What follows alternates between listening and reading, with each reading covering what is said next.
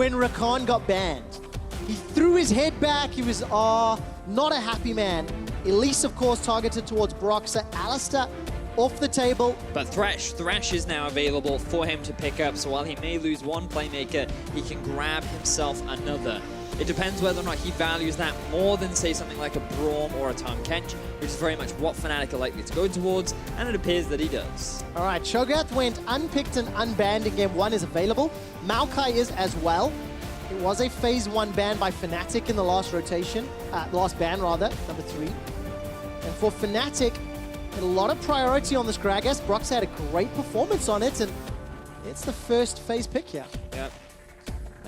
Had a lot of really good discussions with Deficio about what we think are like the S tier junglers in terms of what do people prioritize the most. We were kind of divided between Maokai, Cho, and Gragas, like who is the top tier. And it seems that for Fnatic, Gragas is the main priority. What I'm most excited about is this Morgana. Now remember what I talked about in game 1, QuickShot. Jesiz has some pocket picks in his back ready for things like the Alistair, but also the Thresh, and it is this Morgana. He consistently picks it into the Thresh because he feels it is a confident lane answer, and with AD carries left available, things like the Ashe, I'm very much expecting that to come out from the side of Fnatic as well. All right, a lot of tools then, a lot of options. Let's see if your predictions come to pass, my friend. Jarvan locked in for ROCCAT again for Phaxi. Need to see a better performance from him. Knew he was going to get bullied in lane. Yeah. But then synergy with the team, teleports, a couple of questionable ones, a couple of late ones. And Betsy going to lock in his most played champion. This is the 12th time this split that ROCCAT have played Syndra mid lane in 27 games. You know, we could see a Kayn here. Is this a Kayn game? Potentially. For Pridestalker? No, for Fnatic. Ooh. There's always an element of risk, but the last time... You mean Kayn mid? We do mean Kayn mid. For now, he's not going to pick it up, but there's always the possibility. It very much depends on how much of a gamble he wants to take. He got given it once. They really want to give it again. Very much up to the debate of the coach, you could argue. Yeah, and heard Caps giving a lot of solo queue advice, saying like, whatever you do, don't die.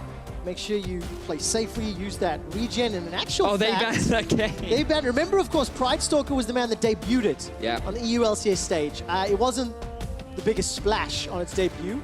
The game kind of went away from him. But yeah, not going to see it today. Wow. We could argue that I was correct and that we do see it, just banned away. Now the focus is going to be a lot of mid laners. Orianna very likely to be next for the side of ROCCAT, maybe even a Taliyah ban, simply because you want to try and get caps off of as many comfort mid lanes as possible. But remember, we are playing on patch 7.15. Echo did receive a few buffs. There was the possibility, some chatter about it being used as an answer to the Syndra, but I feel like that he's more likely going towards a teamfight focused mid laner, like either the Orianna or the Taliyah. I mean, Galio's up available if they want to tank, but there's not enough damage. It was banned last game by Fnatic. Let's see whether or not they want to some sort of damage source. They have to, really, and safe option in Taliyah. Not the most exciting of matchups, but 3-0 here for Caps on that champion. Taliyah's super exciting. I love watching Taliyah. I think she's a super difficult champion to play. Yeah, but not in comparison to Kayn. I mean, that's true. You've got all my hopes up around like an assassin mid or something like that. Well, unfortunately, we will be seeing pretty staple. We get to be excited about Morgana into Kog'Maw, though. That's pretty cool. But now I'm looking at this Ashe pick, and I'm thinking more and more that it becomes even better. With the big arrow against the static AD carry, the Morg shield against the single target CC coming out from the Syndra and the Thresh, I think that it just acts as another engage tool for the rest of Fnatic to follow up. Now I'm going to pivot away from the Kha'Zix, and it's going to be Warwick instead. What do you make of that? I think that it's a comfort pick for Pridestalker. I think it's something that he has had a decent amount of success on in the last few weeks. I feel like in one of their most successful games against the Unicorns of Love was when Pridestalker had this Warwick and he was putting a lot of pressure in the mid lane, using that great mobility that you have to roam around the map. Ooh, that's a surprise. That is a bit of a surprise. So what do you make of Jhin?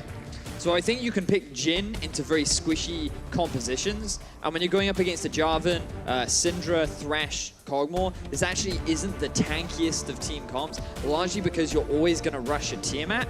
which means that you're not rushing tank items. You're not going for a lot of health early. You're not going for a lot of defensive itemization. You're always just trying to get that early bit of clear, and then you build into tank later on into the game. So very, very late, it could be a problem. But by then, Jhin's getting those massive crits because I expect him to go more towards the crit build rather than lethality. A lot of damage to work with. This is the first time that Rekkles has played Jhin this summer.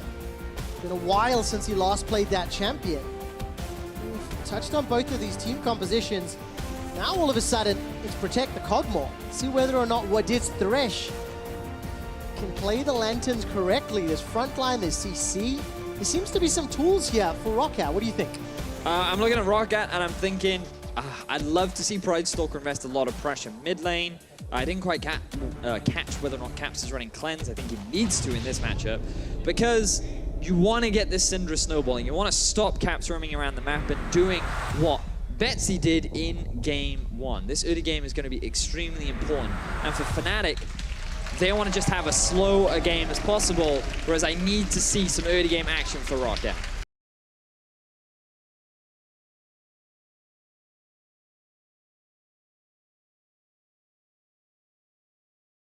All right, early game ROCCAT. Let's see if they can make it happen.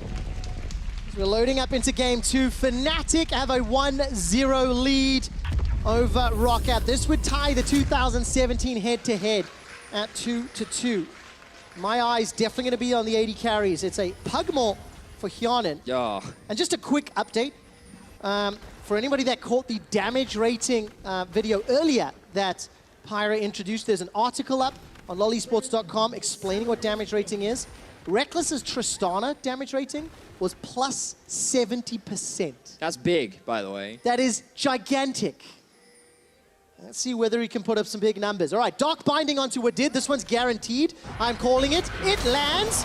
Look at the threaded volley as well. And Wadid forced a flash. Is anything going to follow? Yes. Rekkles with first blood. Damage rating advantage. That's how you want to start a game on Jhin. He's gotten himself the early Doran's Ring, typically used to help you have more pushing power, more trading power, because of how well it synergizes with his Q, the Dancing Grenade. He adds to that a longsword, and now you're going to have even more early lane power. Oh, this is going to be so much fun. I love this. I mean, First for blood Fnatic, already. yeah. Already, straight out the gates. We opened up game 1, Vedius, with a lot of explanation around what's at stake in this series. I just want to quickly show all the viewers what the standings are in Group A, because we know Fnatic and G2 have secured themselves playoff spots. Wow. Some pressure here on Pridestalker. So, yeah, we'll talk a little bit about the standings, because what's important to recognize is that for G2 to move into first, they need Fnatic to lose to either NIP or ROCCAT. And for ROCCAT to make their way into third, they also need Misfits to lose while also winning a lot of their games. So for both G2 and ROCCAT, things are a little bit out of their control, but it would certainly help both these teams secure spots if they can get themselves a win in this series today. ROCCAT would need to win out.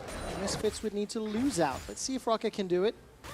And speaking of ROCCAT, let's have a look at some of the fun stuff that we do have on the riff, because while Morgana is very exciting, for me, I know a lot of people think she's pretty boring. I love Morgana. She is a very linear champion, but what we've been seeing a lot more recently, especially over in the LCK, is you basically max only Q and you max only E. One of the big reasons as to why I thought Morgana would become popular in the tank meta was because it's very difficult for tanks to actually break that shield, especially when you put a lot of early points into it. But there aren't actually that many tanks on the side of ROCCAT, and the reason why Jesiz has picked it up is because of how powerful it is in this lane matchup. Every time you get hooked, you don't actually get CC'd. It's very easy to read. It is naturally a skill shot. So if in the event that it does land, you just throw the black shield on and boom, you're nice and safe. And now we're seeing Caps go for a bit of an aggressive invade. Flash from Pridestalker.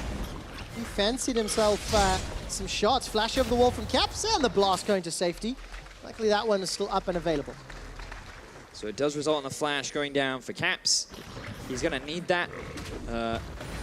Because remember what we said, I want to see a bit of mid lane focus coming out from ROCCAT. They do have good scaling. I feel like Syndra scales very nicely the later the game goes, especially around that mid-game point, which has got 2 items. And Hjarnan, well, he's on a Kog'Maw, so we now see a bit of action in mid. Oh, where's the seismic shove? I don't know if that's on cooldown from Caps. Used to zone, body slam comes out, summoner heal and flash used by Betsy. No cleanse this time around. Pridestalker looking for Jaws of the Beast, finds it! And that's going to be first blood picked up onto Broxah for ROCCAT. They wanted to give first blood over to Betsy, but the red buff ended up picking it up. Or the first kill in the mid laner, rather. And either way, they're able to get an answer. ROCCAT, they find themselves a bit of an advantage in the middle lane. We talked about this is what they needed to do. Pridestalker needed to have some kind of impact to make it difficult for Caps to roam around the map, but also to just get this Syndra going. And so far, he has the level advantage. He's gotten a bit of a CS advantage because of Caps' over-aggression in the enemy jungle, and everything is going well for the mid laner of ROCCAT once more. It's so important for Pridestalker to get that kill as well. You know, he lost some of his jungle, was pressured early, lost his flash. Going for a guy that took some hits in the early game. But it's also about getting that early Tiamat too, because remember, you want that early clear. It's extremely important that you can get to those tank items as fast as you can.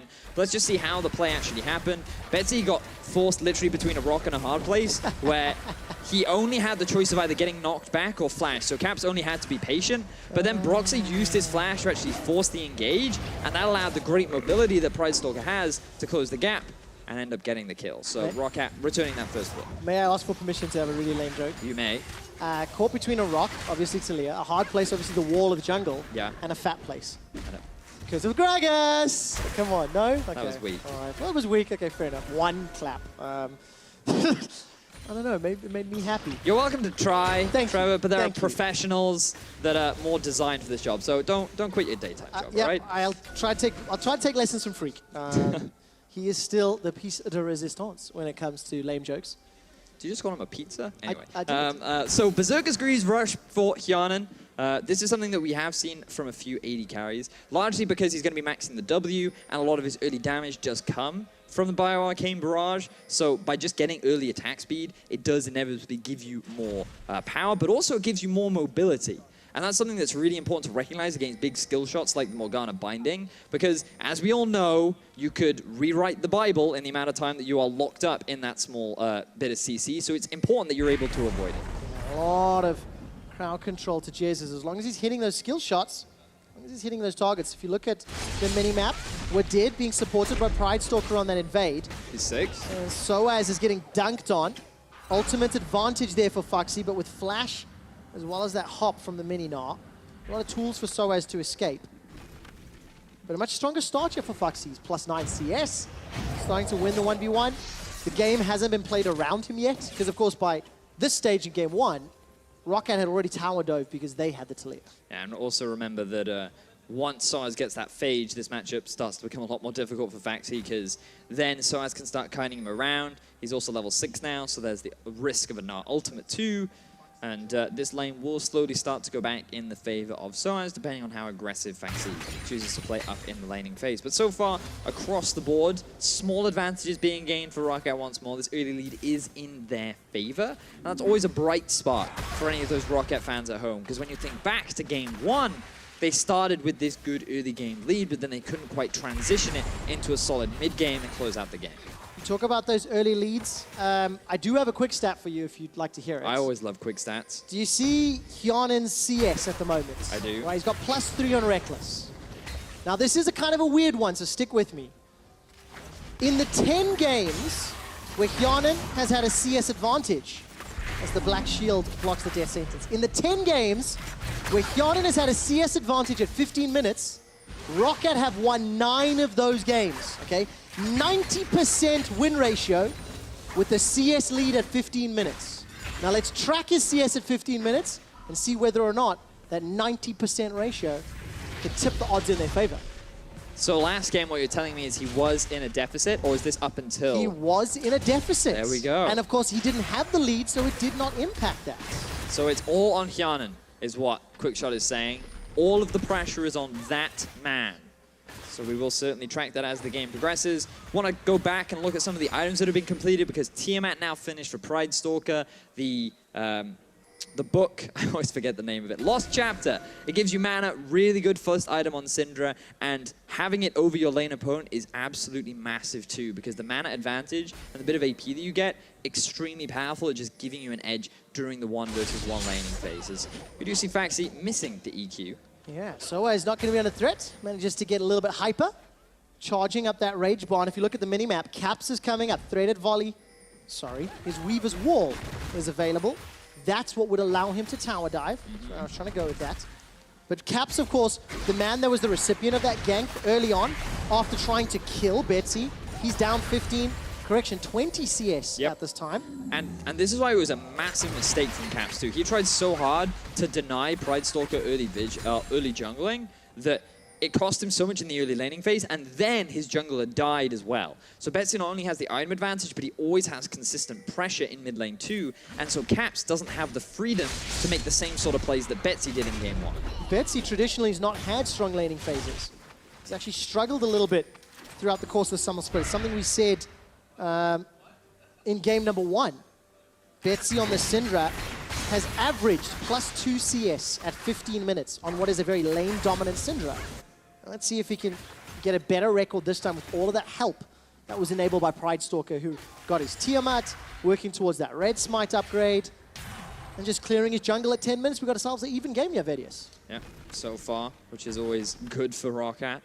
I feel like they do perform better when they have that early lead, but then it always comes down to that point of how do they close things out? And for ROCCAT, that has been a large part as to why they are so far behind in making it towards that playoff race. So with kind of a non-traditional comp on the side of ROCCAT in some ways, what is their win condition? What is their win condition? So they have a few, actually, because their team fighting is decent. Once Kog'Maw gets to a certain point, 2-3 items is where he'll really hit a strong spike. But they can also snowball through this Syndra. If they invest a few more resources into getting it going, that could be another avenue with which they could win the game. But he has to be very mindful of the lack of vision that they have around the river right now, as Pridestalker is aware that Broxah and Jesiz are setting up a lot of deep wards. Well, let's see whether or not ROCCAT... No, let's see which win condition they invest into. Yeah. That's a better question to ask. Where does Pridestalker go next? What does Phaxi do with his teleport when it becomes available? Because sOAZ currently has the TP advantage. And the Morellonomicon just being finished for Betsy as well means that this is a good point for ROCCAT to try and force a skirmish or a fight. Ocean Drake, we've heard from some of the pros that is an extremely valuable Drake early on because of the lane advantage you get. And if you do want your Kog'Maw to eventually outscale this Jhin, that is a great opportunity. So that's the thing to take into consideration. But we also have to take into consideration itemization of Rekkles, who's going for more of a lethality build path, rather than the crit build path that we've seen a lot over in North America. Well, Ghostblade completed, probably thanks to that very, very, very early first blood. Could help. You know, rushed that one down 11 minutes in. Hjarnan, of course, working towards that Blade of the Rune King, no doubt. And we've got a very extended laning phase. If you look at the HP of really all of the towers, it's only the top tower for ROCCAT that's taken some chip damage. Other than that, it's just the farm alarm for days. So this will be good for ROCCAT scaling, well as Fnatic. Both teams have got a lot of headroom to grow in their compositions. So now you can see Broxah, he's just hanging around the middle lane, but wants to see if he can get some kind of a gank onto Betsy, who does have all his summoner spells. And with the stun down, this could be a big window. Or not. Or not. Cap's going to just throw a couple more rocks and disengage, move with his jungler. They have a lot of deep vision around the bottom side. Was Broxah waiting for a counter gank? Because he didn't look to flash body slam or any of that sort of shenanigans. What do you think? I think he was very much just waiting for Betsy to overstep slightly. You have to remember the thing about Syndra is right now she's playing towards topside because she's similar to Orianna, and that when her flash is down, it's super easy to get that punish on. So I think that just hanging towards one side of the lane, if you overstep a little bit, you're at a big risk of a gank or losing all your summon spells. Come on, Pridestalker. Throw down the infinite duress. Going to walk into Fnatic vision very, very soon. Dancing and skirting. Ooh, just on the outside. Oh, manages to walk into the Tribush ward. I clenched because I thought he was going to get spotted. Caps finally uses the Weaver's Wall. The target is Phaxi. Cataclysm comes down. Tower helping out for now. sOAZ forced to hop out to safety, and Phaxi stays alive a few seconds longer. Dragon secured by ROCCAT as Phaxi flashes over the wall. The Caps follow suit. And now you have Betsy coming in. Ooh, okay, that's a counter kill. Didn't even see him sneaking up from behind. And so that ends up being a 1-for-1. Phaxi played that as well as he could. And the fact that they're able to get themselves a return kill, mid lane kill for mid lane kill, is the best case scenario for ROCCAT, given the situation that Phaxi was put into. All right, Vedius, Phaxi down 13 CS in that top lane. Of course, he lost a huge wave thanks to this dive. The big thing to note here is how Phaxi uses his ulti to lock both members in, but his focus is actually on Caps to get him as low as possible. So then the moment sOAZ goes out of tower range, he was hoping that Caps would get tower range and maybe he could turn it around, but he took more damage than sOAZ did, and he ended up losing his life. And while sOAZ was trying to avoid getting stunned up, he ended up losing his life. All right, as we come out of the replay, I want to draw everyone's attention to the scoreboard at the bottom of the screen. Look at those CS numbers.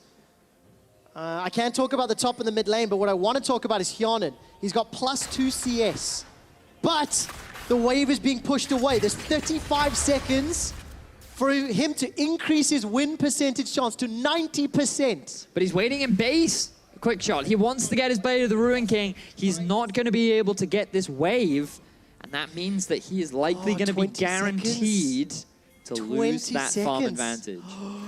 Oh, this is a tough position to be in. You had the possibility of a 90% win ratio. The Lantern, though, is going to pull him in. I don't think he can pick up 10 CS that quickly because there's not that much. This is it. Hjarnan has spelt the doom for ROCCAT. Or statistically, it becomes a lot harder. Statistically, it's harder. I actually got very excited about the first part of the story. I haven't worked out what the win percentage is when he's behind at 15 minutes. So I will figure that out with you guys in a moment or two. Mostly because the stats team is working on it and they'll tell me and I'll tell you. But as it stands, QuickShot. I know. I stopped at the first Hey guys, hurdle. look at my great quick stat. I know, I forgot there's 2 parts. But look at the CS for Betsy. He's still up 20 when he's usually only +2. Takes a big trade of damage from Caps. But as it stands, Fnatic keeping up with ROCCAT, and ROCCAT, they're replying to Fnatic's moves, right? Betsy responding to Caps' dive earlier. And this could be a little difficult for Fnatic, because usually with the Taliyah, you want to try and roam around the map a little bit more. He is making his way back towards the top side. His ulti is just about to come back up, but Betsy's trying to make his way up to help. All right, tower first blood secured here by Fnatic. sOAZ somewhat uncontested. Looking at the mini-map, here comes Betsy. Dark Sphere comes down, Force of Will. Flash forward into the unleashed power. Outplay! So now all of a sudden Caps is here, throws out some threaded volleys. Really? You went with outplay? I love the way Betsy flashed in and pressed that one button. 2 point-and-click ultimates, and Vedius yells outplayed. You know what? I'll give it to you. There was a lot of energy there, buddy. But as it stands, it was Betsy that got the kill, and I asked the question earlier, where would ROCCAT invest their resources? It seems countering Fnatic with Betsy. To be fair, I feel like ROCCAT have actually invested very few resources anywhere into the map. It's just been Caps trying to roam around, trying to help his top laner out because he knows how low the tower is. But once Caps realizes the tower is going down, he just decides to move back. sOAZ is not actually expecting Betsy to show up until it's too late. And then the moment the flash is gone, they just go ham. They absolutely obliterate him. They try to get another pick down onto Caps as well, but he's too far away. There's also all that zoning control from the Taliyah down in their way, so they end up not being able to get the follow-up. So ROCCAT, they're still leading kills right now. Gold now actually going in favor of Fnatic because of the tower they just picked up for themselves. All right, gold in favor, and a percentage chance for ROCCAT to win this game. If you were to put a number on it, what would you put? Remembering, Hjarnan did not have the CS lead. 42%. Oh, go lower. 37. Go lower. 21. Much lower. 11. 10%. It's 1 win and 9 losses. The ooh is the best part. Wait a minute, hang on a second. How could we not have worked that out from the 9 wins and 1 loss with Hjarnan and his CS leads? So, Roots is caught here onto Wadid, as ROCCAT are now looking to take their first tower of the game. Hjarnan with his Blade of the Ruin King will do so. And looking at the itemization, there is a rapid-fire cannon picked up for Rekkles. He's making his way down. The Soul Shackle's not going to proc, because Wadid, the hero, saves him with the Lantern. So now, what you'll see is Betsy, he started making his way towards the bot side, but I feel like he just needs to start pressuring onto this mid tier 1. It is so important that if they can get that first, it gives them so much more control over the rest of the map. and it'll give freedom for Betsy to start roaming, start to find picks, utilizing this extremely powerful Syndra that they have coming into the 20-minute mark. Because once he gets that Lunans, which he will get very, very soon, the Syndra is going to be a very, very powerful option for ROCCAT to win the game. What are we expecting to see from either team on the map, right? It's only one tower each. We've got even gold. We're 20 minutes in. I mean, this feels like a Season 2 game where it's like lane for 20 minutes, then whoever wins team fights wins the game. Yes, that was the pinnacle of League of Legends. The CLG EU era where we had 40 minutes of farming. Yes! And one team fight around Baron decided the winner. But the thing is, it's really difficult for ROCCAT to try and force things when their Kog'Maw is this low, but look at Betsy. Well, Dark Binding catches him.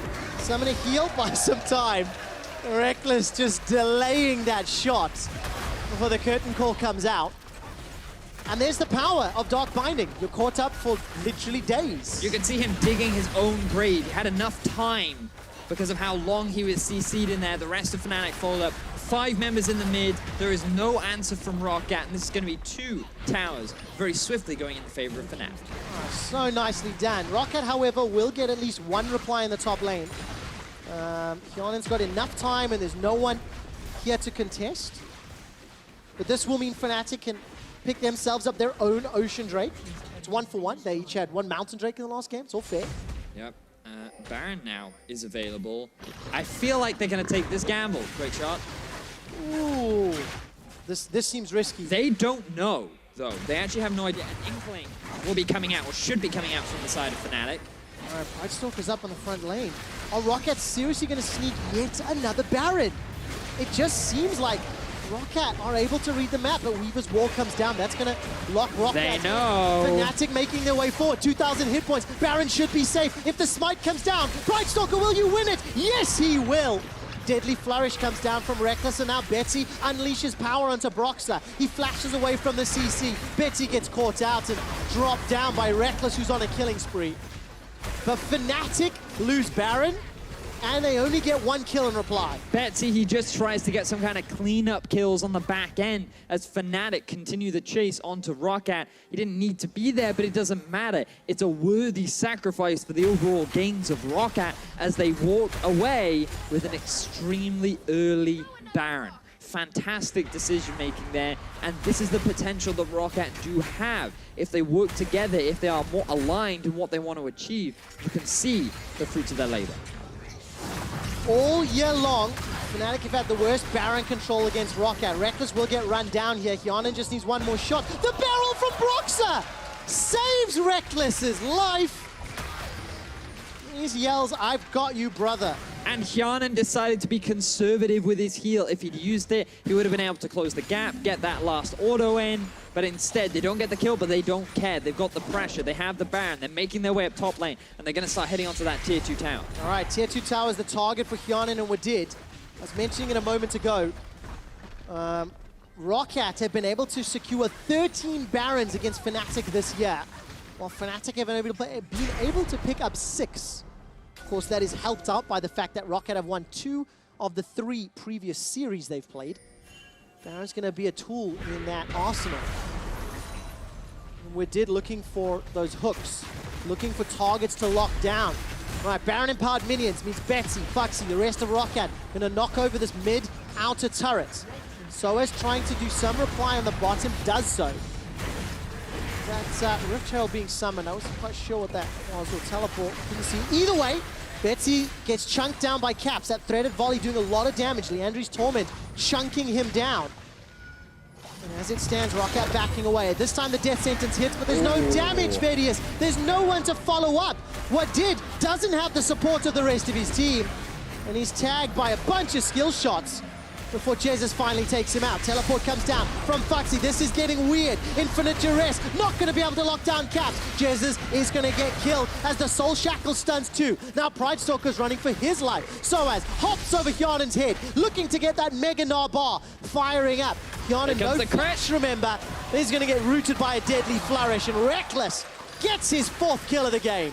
Fnatic, they find another great fight as ROCCAT tried to utilize this Baron to push down more towers than they could.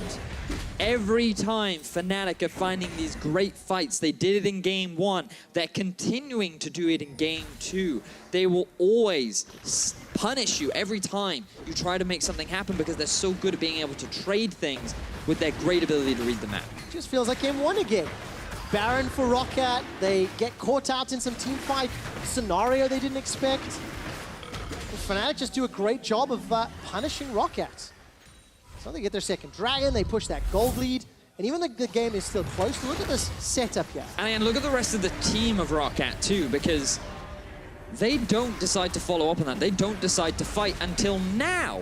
Like, that was a great hook from Wadid. The rest of the team could have just followed up on it, and instead, they wait till after they lose their support. They wait until after they've already hard committed, and are now in this awkward situation where Fnatic still have 4, well, reasonably healthy members aside from Caps. And they can just continue on with the chase. And look at Rekkles propping that 4th crit up. Easy follow-up to allow them to get their 2nd kill. And it's just time and time again, this lack of communication from ROCCAT. Like, I just don't understand why they're not talking to each other about what they want to do and when they can make these plays. Well, that is the difficulty of teamwork. And something that many, many, many teams struggle with at times. And it's just interesting, right? Whoever the shot caller is for ROCCAT in terms of reading the map or sniffing out those Baron opportunities, when it happens once, cool, good call. When it happens a second time, okay, you're starting to see a trend, but multiple weeks in a row, different opponents, multiple games, different team comps. You know, ROCCAT have the ability to read a map, sneak a Baron, do the risky call, but it pays off, you know, a good percentage of the time. They never translate it into anything. It's always the close from ROCCAT. Like, they're almost there, and it's just like playoffs, they're almost there. And just like last split, oh, they're almost there. But they never quite get over that last hurdle. They go through many trials and tribulations, and up against Fnatic, they've put up a good fight, and the game is not over for them yet. They still have the Kog'Maw win condition. They still have the ability of the late game where Pridestalker will get super tanky, but Fnatic, they're going to try and force things now. All right, Lantern will get Betsy to safety. The teleport comes down from sOAZ. Infinite Duress, I think, was dodged away from there by Caps. The barrel splits up ROCCAT. Rekkles gets yet another kill. Wadid has shut down Caps, and all of a sudden Rekkles is down. Jesiz, Broxah, sOAZ trying to turn this around. The death sentence comes backwards, and Pridestalker, he can fight for days. So much healing in his kit. Eats a boulder to the face, and Fnatic, they end up trading 2 for 2.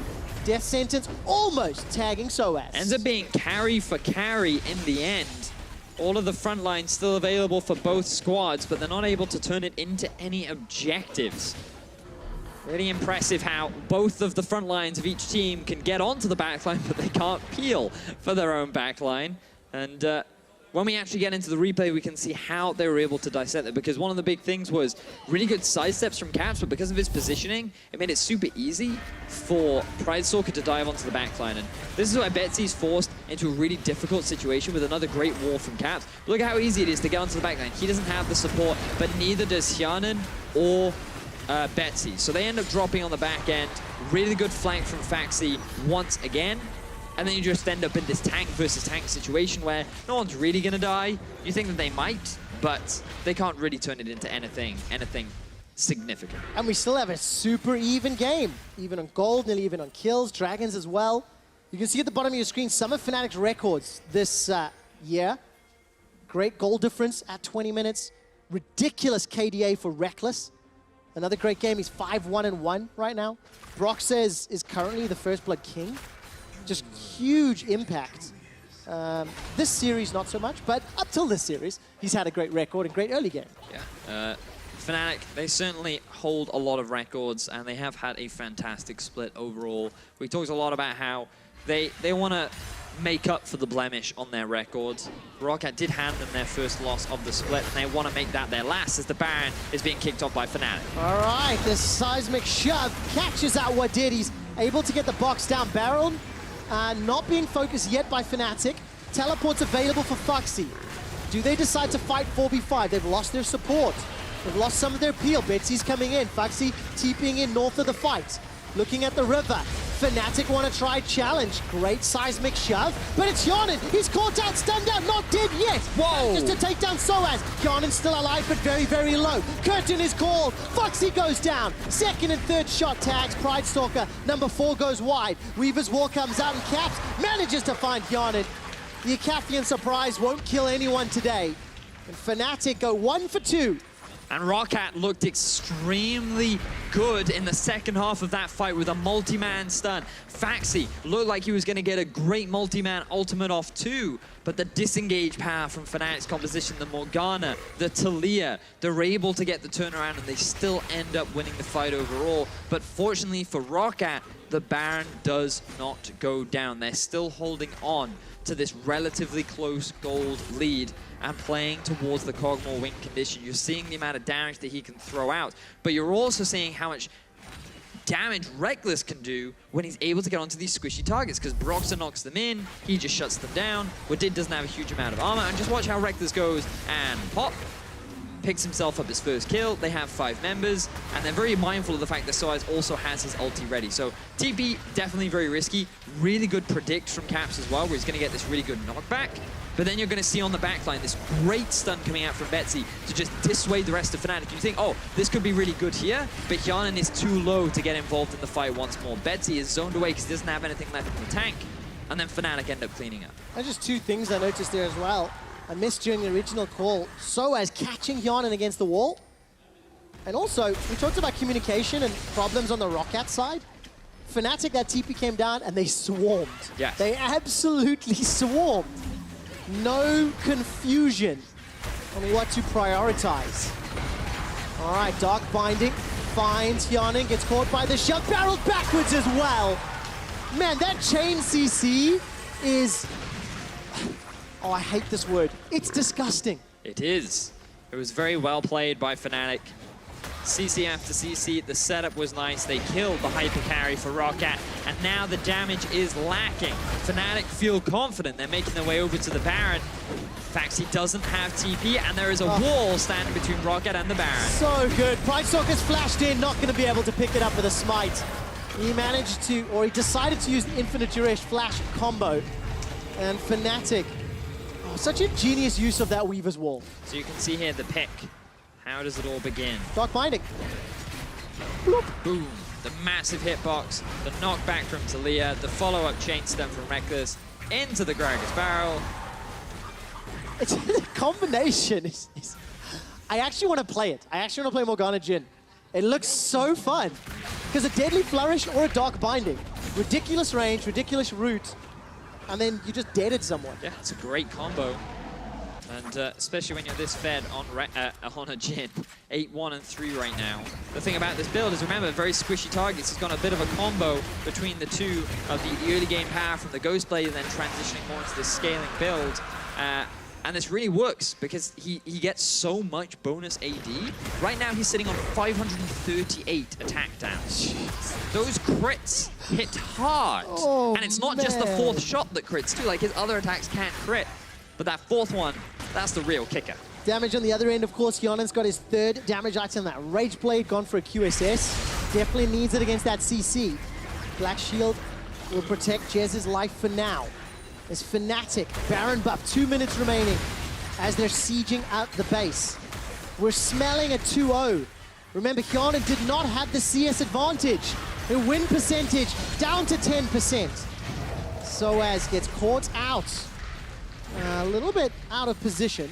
Yeah, interesting play there from sOAZ. Not sure what he was trying to accomplish there. Will slow Fnatic down a touch. There's no minion wave for them in the top lane. They did push out mid, but things definitely looking a little rough. See the Deficio tweet. Remember when Rekkles introduced it IEM? In actual fact, Rekkles played Jhin 9 times in the spring split. The last time he played it this year was in March. And we're seeing it for the first time in summer. He's only 8-1 and 3. An average. You know, I mean, just, you know, whatever's, like, no biggie. And it also comes back to a great conversation that we were talking about in Game 1, which is very much like MVP of the split. And you sit there and you wonder, like, evaluating who you think is one of these strong players, and it's really curious as to, like, could Rekkles be one of those contenders? Hey, it's a great question to ask, right? The team played around him, they enabled him, So do you award the carry that for the first half of the split was protected by every other team member? One of whom was sOAZ. sOAZ, of course, played a lot of Shen. We know how much he loves that champion. A couple more wins. Fnatic guarantee themselves a spot in Paris. Minimum, hence the French flag. But sOAZ has been one of the unsung heroes. Definitely one of the guys who has been consistent performer, reliable performer.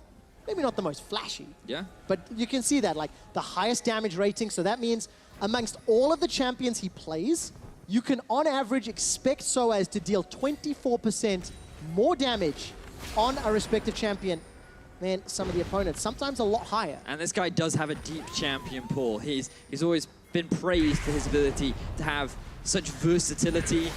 As we do see another fight potentially kicking off. All right, Seismic Shot catches out Wadid once again. Phaxi's gone all the way in. Where's the support? Pridestalker jumps in with the infinite duress. Forced to flash away from Rekkles. Rekkles is in trouble. Look at Hjarnan! It's gone down. Hjarnan is trying to bark his way down. His bite seems to hurt as well. Here comes sOAZ in the back end. Hjarnan's forced to use that QSS to safety. The Boomerang Blade starting to charge up the Rage Bar. sOAZ about to Gnar out. He's got a flash available to him. Will he go for the engage? Gnar's on the way. So far it's a 1-for-1, but it's a damage dealer from Fnatic down. Fnatic, they still have the pressure advantage. They have 4 members looking to siege onto this tier 2 tower. And while ROCCAT looked pretty convincing in that fight, shutting down Caps, demonstrating the late game potential of this Kog'Maw, they still end up falling short, and the gold gap gets bigger and bigger in favor of Fnatic. So here we see that ward being dropped, very quick binding coming out from Jesiz. And at this point you think, oh, great engage onto Rekkles, but Phaxi's dropping extremely quickly. Regardless, the follow-up is so good from ROCCAT. A 3-man play from Wadid, a hook onto Rekkles, and you think Hjarnan's gonna clean up. But because of a great barrel from Broxah and the arrival of sOAZ, ROCCAT are forced to disengage, and they cannot get any more from the fight. Man, just ridiculous damage from Hjarnan. The moment that Bioarcane Barrage timed out and he had to run forward, you can see it dropping off, but he was shredding Broxah. Oh, he was. Sorry. Sorry. Sorry. Vedius tried to talk, but he hit his mute button while he was trying to drink some water. So that was why it's kind of that awkward caster interaction.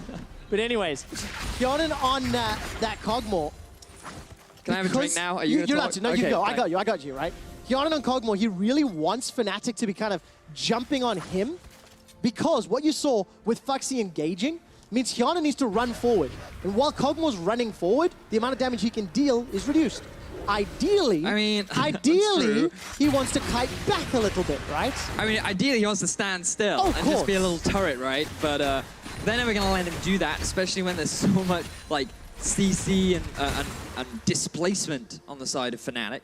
But it's exciting. It means that these later game teamfights are going to get closer and closer. The Scimitar now picked up for Hjarnan as well will definitely help him a lot.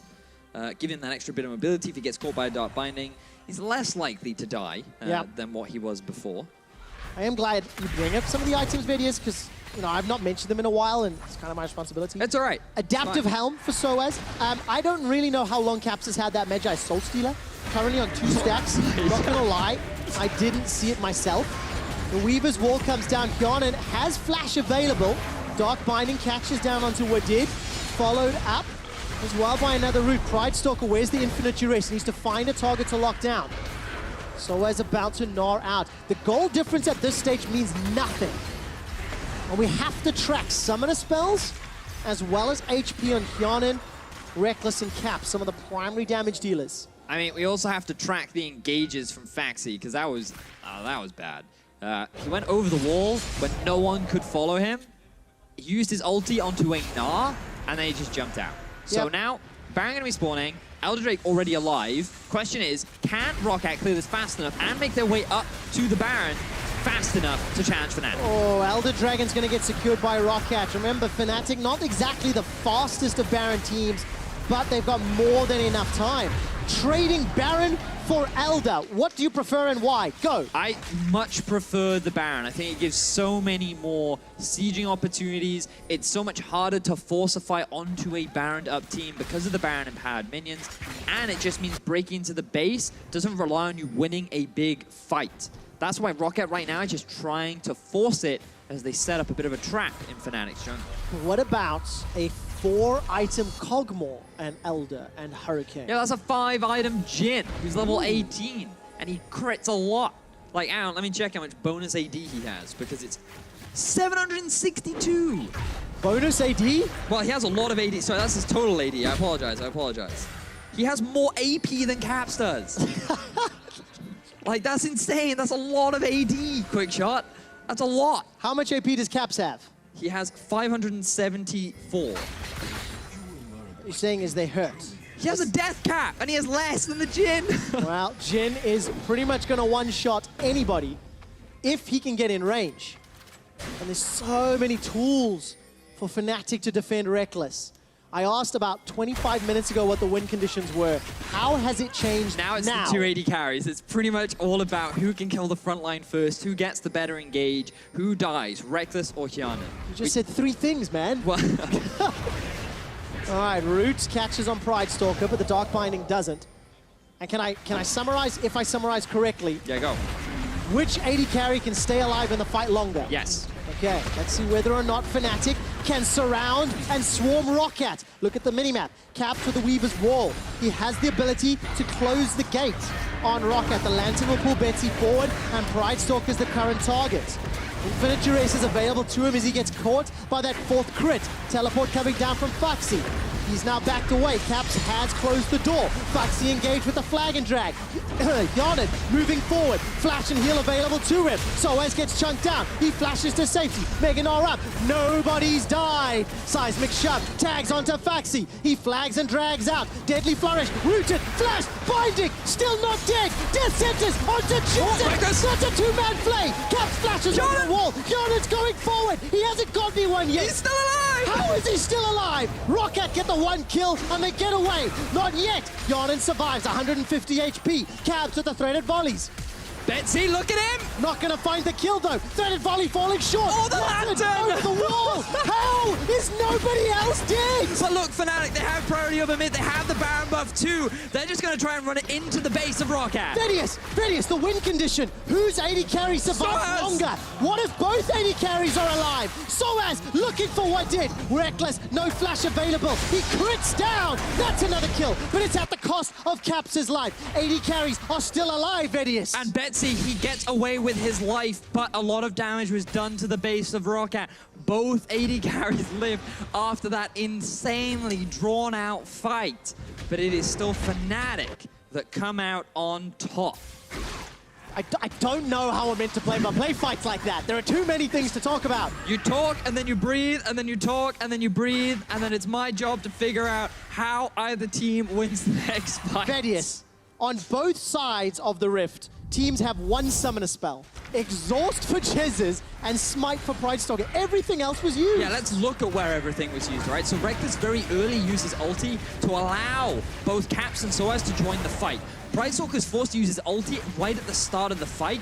And the worst thing for ROCCAT here is their Elder Dragon is just about to run out. So all that bonus damage that they get is just going to disappear from them. So they force sOAZ out from the fray. They aren't able to shut him down. And you can just see the rest of Fnatic continuing on with this chase. A huge amount of damage available to them. Jesiz gets a little bit too greedy here. He gets hooked up and that's where he loses life. But then Hjarnan, such a good barrel from Broxah. But then Hjarnan's just like, move speed, got a sidestep. Body block for me, team. And then he's able to get away with his life. But then, like, so many clutch CCs landing time and time again that forces either side to just make a clutch play to get away with it. Oh. And look at that, Betsy just missing his skill shot along with the added mobility of Caps. Lands him from Wadid. Now I'm just playing by playing it like... What does it mean, Vedius? It means that it's so much easier now for Fnatic to end the game if they win another fight, because there are 2 exposed inhibitors from the side of ROCCAT's base, whereas Fnatic, they still have a lot of their base left, but I feel like Baron is still going to be the big point that's going to determine this next game, largely because other than that, there's no real way for either team to force a fight unless they can get some kind of miraculous flank off, but both TPs are down. And of course, we've learned in Flash economics that when teams don't have the ability to spend a flash, they tend to play more defensive. Yes. Lower risk plays. All right, Baron, 1:45 away. Frozen Mallet picked up by Hjarnan. Sorry, I'm just so used to saying it. All split long. The root again catches out Wadid. He's got no flash, remember. The fourth and final shot comes down. Capped has closed the wall. Here comes sOAZ. He's looking for Hjarnan. Dark Binding catches down as the Pridestalker. Betsy's being chunked down by the threaded volley. He's sidestepping and running for his life. Ooh. Redemption won't kill him, won't even catch him. Fnatic find one. It's on to Wadid, 35 seconds. Hjarnan's in trouble. He's got no flash. Hjarnan is down. Fnatic find the pick that they need. They still have 5 members alive. Phaxi wasn't even in the fight, and now ROCCAT, they are running out of options to stay alive in this series. 3 versus 5. Fnatic take down the inhibitor. 45 seconds before Hjarnan is respawned. Fnatic, they're pushing in for the final fight, Vedius. Fnatic 5 members strong. I don't know if ROCCAT can answer. They're gonna try. All right, Cataclysm comes down. Dark Binding prevents any further follow-up. Wallop comes down from sOAZ, and the target is Phaxi. He's gnawed into his own dead inhibitor. Wadid has spawned, but his death sentence goes wide. 25 seconds before Hjarnan comes up, and Fnatic play it safe. They've lost enough games at the Nexus already, and they've learned from their mistakes. They're not gonna run the risk, so let's see how this pick came to be. Wadid, he's just trying to clear out the wards, but he doesn't have an ability to lantern himself out of the fray. The chain CC that we talked so much about is so strong for Fnatic. Oh, hang on, what's going on? I don't know. Betsy needs to find the lantern. Won't find it just yet. sOAZ took down... I still don't know. Nobody is dead. Phaxi, he's still dead from the last fight, so no one knew is dead, is what I actually mean. TP is still available. And now they're making their way towards the Baron. It's still alive. 18 seconds on Phaxi. If you're a believer in quick stats, there's only a 10% chance that ROCCAT can turn this around, but it would need to start now. 45 minutes in. Redemption's being thrown down into the base. Wadid finds a death sentence. Hjarnan is going to look for sOAZ. He avoids the Gnar. He's pounding away, but that's a good barrel. Hjarnan stays alive. So is Rekkles. Stun catches 2. Broxah's run for his life. Here comes Phaxi. He dunks down onto Rekkles. The Cataclysm, but Rekkles flashes for his life. Baron even gets an auto in there. But ROCCAT, they're somehow winning this fight. Hjarnan, he doesn't have any mana, but if they get the kill onto sOAZ, they could get so much from this. They've taken down sOAZ. 63-second death timer. How is this happening? Both AD carries stayed alive, and ROCCAT, they're on Baron. They are indeed, QuickShot. They're looking to silence the haters. They want to remain as the Kingslayers as they take down the Baron, and they are still in this game against Fnatic. This is ridiculous. ROCCAT and Fnatic showing up once again. Now remember, this is only the second game. If ROCCAT win this, we have another game to play. The audience certainly excited about this series. So let's have a look here. The biggest thing to note is sOAZ misses the ulti onto Hjarnan. He such a good flay from Wadid to just get him out of range. The barrel, even though it knocks him in, Hjarnan, he has his flash back up, he can get out of it. And now Rekkles, he just cannot get involved in the fight whatsoever. The front line of Broxah is gone, and Rekkles, his flash drops too. Fnatic, they have to separate, they have to disperse, and then ROCCAT go on the chase. They get the kill, they translate that into the Baron, and now they are the ones in control. And we need to remind everybody of what is at stake here. ROCCAT are chasing a playoff spot. If they win out and Misfits lose out, ROCCAT take third, they go to playoffs. If you're a member of the G2 army, you want Fnatic to lose to either ROCCAT or NIP. And then if G2 beat Fnatic, that's a fight for first. But this game is not over yet. No, it's not. Look at Caps. He decided to go for the inhibitor in bot, but there are 5 members of ROCCAT in the top lane. They could just force a fight right now, and they're guaranteed to win. They have a minion wave. Are they going to gamble? Are they going to try and end? Oh, looks to be the case. That's a stun onto sOAZ. He's able to get out of it just in time to hop to safety. Baron empowered minions now going to start dealing with the Fnatic supers in 2 lanes. ROCCAT fancy their chances. Death sentence finds nobody, and look at the CC. Wadid is down. Here comes sOAZ. Nods against the wall. Follow Hjarnan on the left. He's melting sOAZ's HP. By Arcane Barrage starting to slowly time out. Heal is available, and that's sOAZ down. Now Pridestalker is the next target. They traded 1 for 1. Hjarnan forced to use the Mercurial Scimitar, and Rekkles gets another. Pridestalker and Phaxi's GA. Weaver's wall comes out. Look at the seismic shove, as well as the minefield. That's gonna pop backwards. Hjarnan's in trouble. Dark Binding fights him. A deadly flourish for Rekkles. Betsy's now the target. He gets taken down by Caps, and this feels like game. It certainly does, QuickShot. Fnatic, they find an exquisite fight in their own base, keeping the series in their favor. They shut down ROCCAT, and now there is nothing standing in their way to get themselves the 2-0. Fnatic are pouring down the middle lane. 10 seconds for Wadid to respawn. The players are already celebrating as Nexus turret number 1 falls. Nexus turret number 2 falls. The Nexus of the Kingslayer's ROCCAT is being crushed. Crushed is a strong word. Broxah, come on, bro, you can take it down. The rest of Fnatic are hunting Wadid. The Winians are pouring through. And after a delayed finish, Fnatic exact their revenge on ROCCAT. The look of relief on Fnatic's face. When that Baron went down, it looked bleak. But they get that final fight right at the end of the game. Well, you'd expect the final fight, but but they made it work so superbly. 15-1-4 on Rekkles. This man was a machine in the late game on that Jhin. And what a tense series, though. That could have gone either way. That gun may be called Whisper, but Rekkles was screaming from the rafters, enabled by all of Fnatic, and Broxah, time and time again, those barrels. You know what? Let me step back. I shouldn't say that. So often, Fnatic chained their CC flawlessly. They did.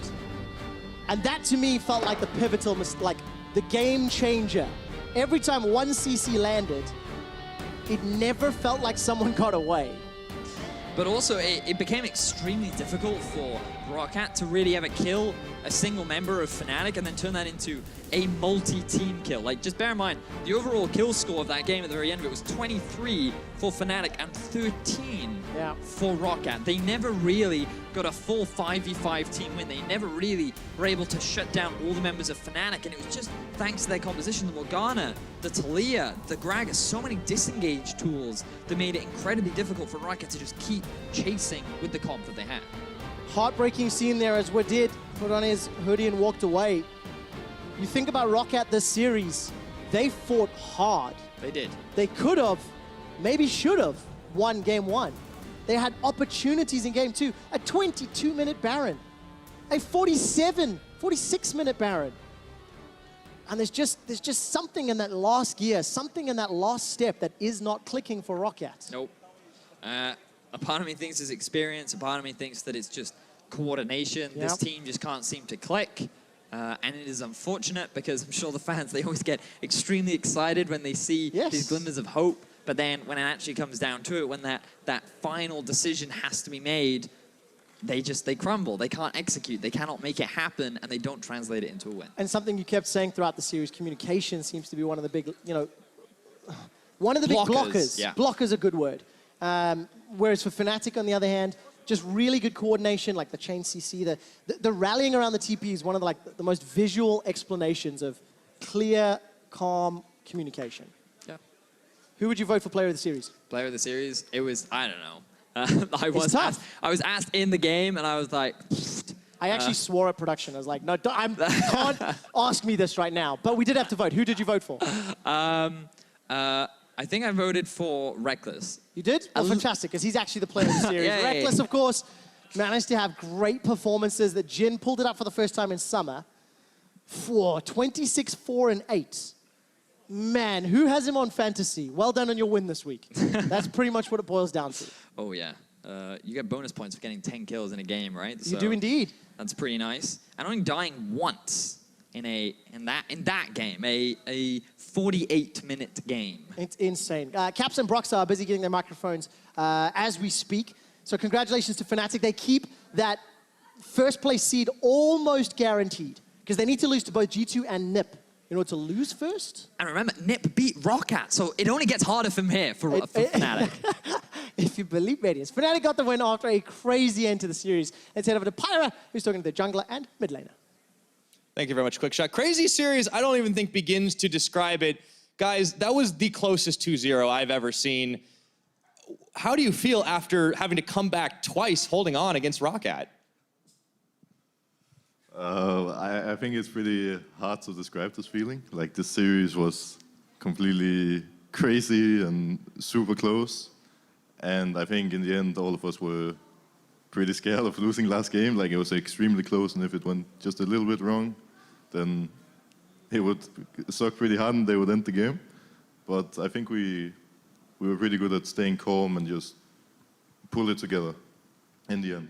It seemed like it was the case, and you had to think that flashbacks to week 3 when you guys won first game, it turned around in game 2, and why is it always ROCCAT that gives you guys trouble? The kryptonite. Yeah, that's it? I'm not sure. I think we always seem to have like a kind of struggling week beforehand. Like last time it was, we were a bit cocky beforehand because we had won every game, and this week I feel like we have had actually a pretty good week, but there was just some days where it was a bit rocky. And personally, I think today we showed a bit of this rockiness in like our communication. We were a bit all around the place, and while we usually go on the same call, and we will usually be really good at like team fighting and doing different calls. Today we were completely on different pages, and yeah, it's something we'll have to fix. That is something that you guys want to work on going forward, but at the same time, you still managed to pull out the victory, and it was in crucial moments that you made the big plays. Since week 3, it seems like this Fnatic has really kind of leveled up since the last time you lost here on the EU LCS stage. Broxah, what for you has changed about this team since then? I think that before, our playstyle was pretty predictable, in the end at least. Like, everyone knew exactly what champions we were going to play, how we were going to play. Like, we had just done it for so long that it was pretty obvious in the end. Whereas now it's a bit harder to predict us since we play kind of standard now. And it's a bit hard to counter the style. And I think that the other style gave us so much team play because we had to play so well together to simply make it work. And that is very helpful now. Yeah, it seems like you guys were coming around in these really clutch team fights time and again, even if you were down against ROCCAT. It seems to be kind of Fnatic's signature. Do you think that you guys are the best team at team fighting in Europe? I have no idea. I think we're probably the best team in Europe right now, so I think team fighting is just another thing that we're good at. And since we're usually ahead in our games, then we'll also look better in team fights. Well, that's completely fair. And, obviously you guys are 2 of the younger members, but you have a lot of veteran sources on your team that you can look to for insight. I mean, who do you look up to on this team, on this Fnatic squad in your rookie year? Well, I think me and Caps look up to all the other 3 players. Like, they have a lot of experience in different ways. Like, sOAZ has played for so long, and both Rekkles and sOAZ has been at semis and Worlds. Jesiz has been at Worlds too and been a coach. Like, there's just a lot of different reasons to respect them. Absolutely. I mean, list goes on and on, but is there a particular leader on this team, somebody that you guys are always listening to in those crazy clutch moments that's going to guide the team? I think it depends on who has the playmaking ability and who is really confident in the moment. I think everyone are able to step up in the moment and make the call. If they see an opportunity to, let's see, we hit a Morgana binding, then Jesiz will call, or we can hit a barrel from Gragas or a Taliyah W or something like this. Wow, so anybody can step up in the clutch in the moment. That seems to really be to your guys' benefit. Now, just to keep touching on this, you guys are the newer members of this team. You've come in at various times in this year to kind of be a part of Fnatic. As they're now kind of resurging and you guys are having like return to the Fnatic glory, for young players like you guys, what does that mean to you? Well, of course, it's really huge to be part of such a strong team and a famous and well-known organization in our first year as pro players. Like, it brings a lot of pressure, but at the same time, it's just really cool because it gives a lot of opportunities as well. And yeah, like right now we're just looking to get to Worlds and do well there, and then we see how it goes. All right, well, there's one more team standing in your way. Caps, this one's for you. You guys gonna beat G2 next week? I think it depends if we're gonna play. I mean, if we beat NIP, then it won't matter the last game. And then we're not sure if we're gonna pull out some Yasuo or not. But I'm gonna hold you to that. But yeah, we'll see what happens. All right, I'm looking forward to it. Well, congratulations, guys. Eyes on the prize going ahead. Go ahead and take it away at the analyst desk. All right, thank you, Alfred. Enjoy your trip back to the Batcave. Well, as you just saw, Fnatic got their revenge on ROCCAT, the younger players of the lineup, growing immensely, the team getting better. But it was so close. I mean, look, I can't take it with Fnatic game one. I feel like they were always out team fighting consistently, and it was kind of a slow grind. Fnatic found some opportunities back. But Vedius, I want to go to you first now that you're joining us on the desk. How many times over the course of this series did you think that ROCCAT might find a win? Oh, I thought multiple times. I thought that, especially in game one, they really could have won that game because there were so many situations where they got themselves early bans, they got themselves a few good fights. They were in a great position, but then they made bad decisions. They couldn't execute properly so many times, and that just resulted in them crumbling when it mattered. Right, and Fnatic's composition, especially in game one, we're seeing some of these Gragas team fights play out where Broxah is hitting beautiful ultimates and actually making it even more difficult for ROCCAT actually to execute on that. I was having heart palpitations in game two as if we were going back to game two from the first time these two teams met this split. Thankfully, Phaxi was 11 deaths short. For the majority of that game than the last time that's the ROCCAT secret. won. They would have won, he just didn't die enough. That was the problem. There wasn't enough At tribute. 13 deaths, Phaxi becomes the greatest top laner in Europe. That's what you don't understand. It's just that threshold that he needs to hit. But, I mean, a really chaotic game, I think, in some ways, ROCCAT can be happy to a certain degree with some of the improvement, especially the early game, which felt good for them in both games. But on the opposite side, Fnatic, that felt bad to me. As a team, Fnatic, I think we can safely say, are top team in Europe, or at least contesting. Top 3 for sure, top 2, I think, as well.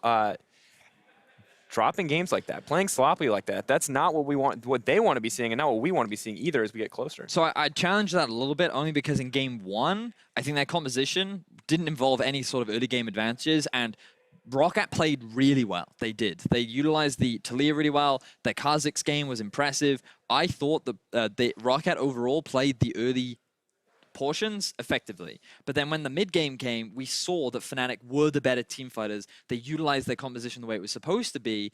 And I think that overall, the better team came out on top in game one. Game two, I think a lot of the early deficit just came from Caps. This guy trying to go for these early invades onto Pridestalker, trying to set stuff up on the blue buff, then being forced to flash, the early gank going horribly wrong. Like, they just played their early game badly, which resulted in another advantage going in favor of ROCCAT. And I just think that it's a matter of game two, they misplayed, but game one, you just have to give credit to ROCCAT, who did play very well. Yeah, I think it's the kind of one where you want to give a lot more to ROCCAT. I think for Fnatic, there's so much discussion about how they're younger players, and I don't want to put words in Fnatic's mouth or anything, but being this close to basically having the first spot anyway, you heard Cap say it in the interview that if they beat NIP, the G2 series in their mind doesn't matter. I wonder how much of that weighs on them, that they're so far ahead right now that you come into a series against ROCCAT and you're like, oh, okay, let's try and push the envelope a little bit, let's play a little more loose. I don't want to say that's what happened, but certainly for Caps, when you say he's trying these risky plays, that may be an attribute to that. Yeah, interesting to try to keep that discipline as we move forward. Well, earlier today we introduced damage rating as a stat. Now keep in mind this is pretty much an update to damage per minute, taking out a lot of the variables and biases that damage per minute has. It accounts for champion pool. It accounts for how often people are actually in range to fight with each other as well. What was the last one? Champion pool, fight range. If you're winning is another one. If you're winning, because it's a super win bias stat. But all those variables have been taken out when you look at damage rating, and Rekkles was 78.2% above the average.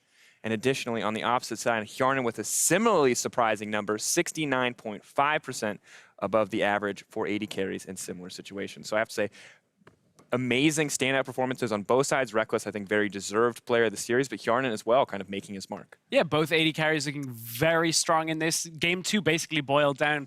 You and Trevor were talking a lot about how it's if one AD carry survives at the end of it.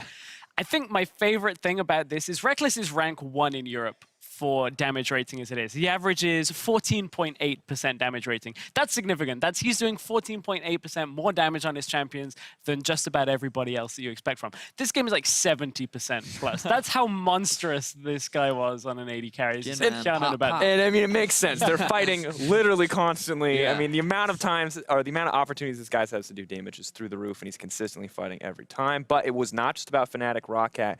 Our first series of the day, H2K and Vitality going toe-to-toe. toe-to-toe. Very dominant win from H2K as well. I feel like, unlike a shakier series from Fnatic, H2K never really looked out of control. No, I mean, the beginning of game 1, Vitality had a game plan. They were like, let's put Jankos on the back foot, let's give him Zac. Turns out that's not a good thing to do 2 games in a row, and Jankos eventually turned it around and punished them, but game 2 looked very solid from H2K. Not a whole lot of things you can really pick holes in out of H2K's gameplay today. I think they, to me, look like the best team in Group B. The thing that makes me happy is that we saw consistency. They dominated Splyce last week, they dominated Vitality this week. Now the real challenge comes with Unicorns of Love, who they will play in the final game of the split. So I'm excited to see how well they can do up against them, because traditionally, Unicorns of Love have always been the team to have the advantage over H2K. So I think this builds up to what will be an extremely exciting series happening in the final. I mean, it gets me hyped, too. When we look back at this, Jankos coming in as player of the series, he's stepping up as well. Everything feels like it's coming together for H2K to just put on a monster performance. And as we look at the standings, you start to talk about how close these teams are, the fight for first seed, second seed, third seed, how important that could be, essentially life or death going up against G2. It's kind of crazy to see how important some of these future matches are going to be, and especially for Group B. Yeah, especially that H2K Unicorns of Love matchup. Now, of course, the playoff spots in Group B are locked, as we've talked about a couple of times today. As you said, it's avoiding G2. I don't think H2K are likely to fall down to 3rd spot, but maybe ending up out of that playoff bye in Group B is in the realm of possibility if Unicorns show up, but I still think H2K, they are peaking at the right time here. And it's a little bittersweet for Vitality and ROCCAT. Once again, finishing in that safe zone as they did in spring. And it's rough, especially when we've given a lot of praise to Vitality as they've been on their upward trend over the last few weeks. And for ROCCAT, after such a close game today, like, you would imagine that if they were in playoffs, they could actually give a lot of teams a run for their money. And when you compare that to a team like Misfits, who really have just been on a consistent downward spiral, it just makes you wonder, like, on Group B, it's all about getting that 2nd seed now, because you want to avoid G2 and you want to see if you can get yourself Misfits, given the current performances of both teams. Now, I'm curious, looking at the way the playoffs could lock a lot of key matchups coming up for both sides, do you think right now, Group B specifically, I think Group A is pretty close to locked at this point, Group B specifically, H2K first, Unicorns of Love second, Splyce third. That's what it looks like right now. But how's this going to mix up? Do you guys think this is reflective of what the final standings will be? Who is actually going to take first, second, and third? I personally believe that it'll be H2K, Splyce, Unicorns of Love. I think the series tomorrow will be indicative of that. Largely because Splyce, to me, have shown growth, especially in the last few weeks. They seem to be so much more active in the early game. They seem to recognize that they play really well in 1-3-1, and they're playing towards what they are good at. Whereas Unicorns of Love are not showing that same level of adaptation. They're still, like, to a degree, experimenting, but at the same time, they're also trying to play team fights, which they're kind of getting outclassed in by a lot of other teams. And that's the interesting thing. Last time Splyce and the Unicorns met, Splyce out team fought the Unicorns. So as you said, I think tomorrow is going to be very indicative of how the chips are going to fall at the end of it. I feel like Unicorns are going to edge it, but that's more on gut instinct than... I know, it's really hard. Despite the Unicorns of Love being on a little bit of a downturn, showing a lot of the same issues, I still feel like UOL have the potential to win this one out. Of course, our first series today is going to be Ninjas in Pajamas versus Misfits Gaming, but the really crucial one here, Unicorns of Love versus Splyce, all-important decider for Group B. But that first one should be really exciting for some viewers as well, because remember, NIP, they actually had a really convincing series over ROCCAT not too long ago, and Misfits are on the downward trend. So this could be a surprising upset game, which I really think people should tune in for. Okay, all right then. What is a surprising upset game? You said it could be. So what's the prediction then? I want to hear prediction. First series tomorrow, Misfits versus NIP.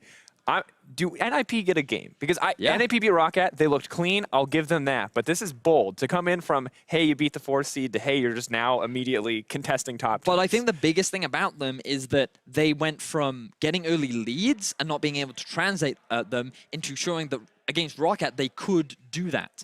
And if they can get an early lead, something that Misfits always struggle to do, is win when they are at a deficit. Okay, so but they've shown it once. Yes, yeah, okay, yeah. stress. Okay, so maybe I'm wrong. But that's here. why Maybe I'm wrong excited. here. That's why, because it's Fair. about whether or not NIP can keep this consistent. Because remember, they've got nothing to lose now. They are only here to play spoiler. They know they're going into the promotion unleashing the tournament. beast. Yeah, right. And you know, former SKT top laner, you've got Shook in the jungle. Okay, all right. Nagne, the Korean legend. He's clearly content to just ramble on about Nagne and Private, but like, what are the chances here that the Misfits actually get upset by the Ninjas? I think chances are slim. I think the early game is where it has to be. For me, Misfits, although they are on this weird downtrend, the early game for me still seems quite secure for Misfits, and that's where I don't see quite the same lead opening up. I can definitely see quite an even early game where both teams are making plays, and then we get into that weird, crazy part where Misfits kind of slow down and don't quite know what to do. There's possibly a game. I don't think there's much more than that. I still would say a 2-0 Misfits, though. All right, and you said they can definitely get a game, so we got a 2-0 and a 2-1. Misfits. All right, we'll see. Misfits favored for sure, but we will find out for tomorrow. It's time for us to log off for the night. Thank you so much for joining us, gentlemen, for joining me on the desk as well. Join us tomorrow for the final day of Week 9. We'll see you guys then.